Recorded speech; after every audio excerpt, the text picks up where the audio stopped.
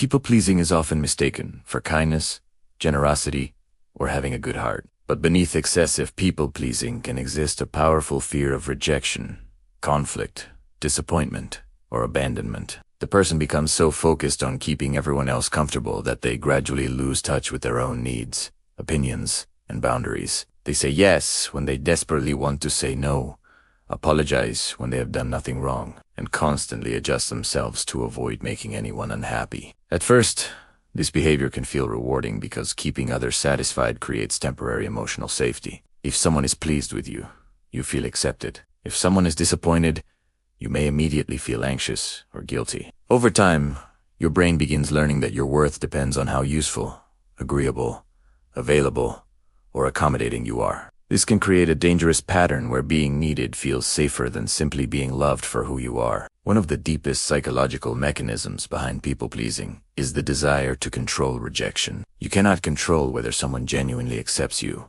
but you can try to become whatever you think they want. You become helpful, agreeable, understanding, forgiving, and endlessly available, hoping that being easy to love will make it impossible for someone to leave.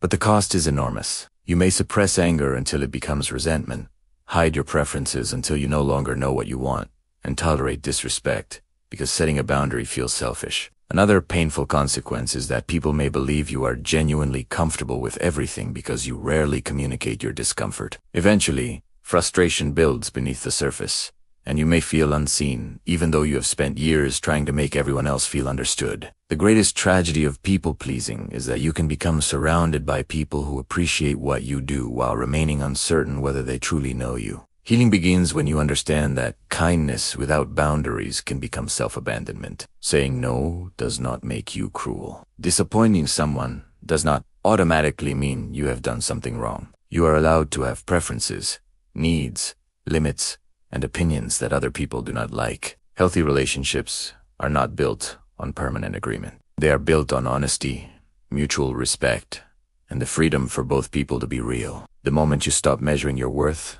by other people's reactions, something inside you begins to change. You no longer have to earn your place by constantly sacrificing yourself. You can help without rescuing, love without obeying, and care without disappearing.